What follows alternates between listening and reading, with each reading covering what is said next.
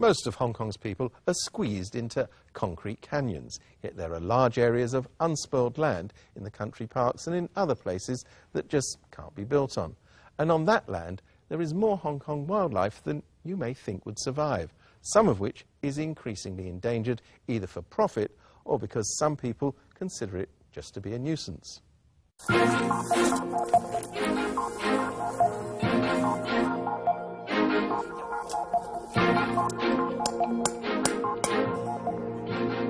check 個箭豬喺度，應該好多收穫㗎。呢一個係我哋之前幾日發現嘅一個，相信係捕捉野豬嘅捕獸籠嚟嘅。好多時我哋都係收到有市民舉報啦，咁佢發現野豬最常見㗎啦，係咁可能一啲叫赤麂啦，係咁仲有果子狸啊，一啲小型嘅野生動物咯，係。Under the Wild Animals Protection Ordinance, it is illegal to trap any wild animal in Hong Kong. That doesn't stop poachers. The Society for the Prevention of Cruelty to Animals, or SPCA, says it still regularly finds illegal traps in the wild. It often conducts operations to search for and remove these traps, but the trappers usually escape capture, unless they're caught red-handed. 就太咩啦，太多野豬啦！我哋種嘢咧，真係好麻煩嘅，趕走啲野豬。係你哋裝㗎啦，個問題。想點先？唔係，我哋明白野豬係一個問題。係啊。如果你對野豬會點處理你？放咗佢啫嘛，都係點嘅嚟。但係放咗佢都喺度。佢唔會再嚟㗎啦，你捉得佢一次。你 total 有幾多個籠喺度啊？得一個啫咩？係啊。係咪？我咁啲你最近係幾耐之前放嘅？有冇3日啊？我唔知啊，老豆放呢。哦，係你老豆放嘅。啱啱就好彩係咯，跟住佢出嚟可能咁個籠，佢可能係佢 set 嘅，咁佢就問我哋做乜嘢搞佢啲籠，咁就咁好彩，咁就 locate 咗嗰一個即係 set 籠嘅人咯，係。即係你話受到野豬滋擾呢一樣嘢，我哋理解咯，但係唔代表佢可以自己設置呢一啲籠去捉野豬咯。我姓曾嘅，愛護動物協會嘅，係咁就有單 case， 咁就需要你哋派同事過嚟協助嘅。我哋發現咗個懷疑非法嘅捕獸器。你又點知係屬於我嘅咧？唔好講多呢句説話，呢句説話已經Successful prosecutions are rare. According to the Agriculture, Fisheries and Conservation Department, AFCD, 135 traps were seized last year. Yet only one case has been prosecuted under the Wild Animals Protection Ordinance since 2012.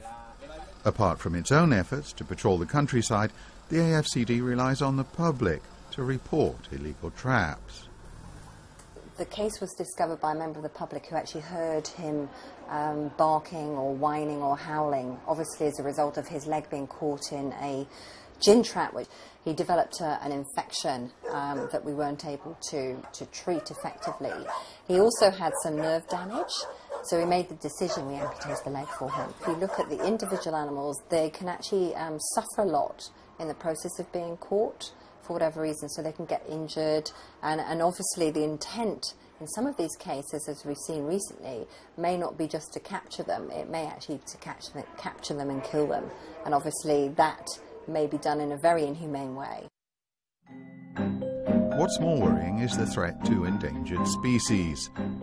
Golden coin turtles are valued for their medicinal properties and because they can be sold as pets. However, their population has been seriously reduced by illegal traps set by those who want to profit from them. Trapping pressure was very high when we first started studying the turtle. It does suggest that there's less now in the wild to catch. Kadori Farm is another organisation that sweeps for illegal traps. It has collaborated with the government on protecting the golden coin turtles. One store in Tung Choi Street told the Pulse that a male golden coin turtle can fetch up to 120,000 Hong Kong dollars. Shops are allowed to sell the species if they have a license and proof of the origin of the turtle. But it is possible, illegally, to use this paperwork to sell turtles caught in the wild. The market for rare species has been developing over the years. There was one incident where a trapper was located actually holding a big-headed turtle, actually. We're worried about this turtle because actually at the moment in Hong Kong it's quite widespread and common in some streams, but very quickly through illegal trapping these animals could be removed from the environment. But while there are laws on the books to protect Hong Kong's wildlife, all these organisations are facing an uphill battle, given that there are so few prosecutions, and that even when people are prosecuted, the sentences they're given are so light. One of the examples that we've seen that came through the Magistracy last year is a man that was found with 20 of the remaining 120 Philippine pond turtles that still live freely in the world today. The magistrate in that case didn't even think it was necessary to send that man to prison. He was fined $8,000. The penalties that are given for trapping of wild animals in Hong Kong are generally very, very low. They're nowhere near the power that's actually been provided under the legislation. Well, I'm afraid that's all we have time for this week. We'll be back, same time, same place, next week. Just for now, goodbye. Oh, who's afraid of the big bad wolf? The big bad wolf, not me. Who's afraid of the big bad wolf?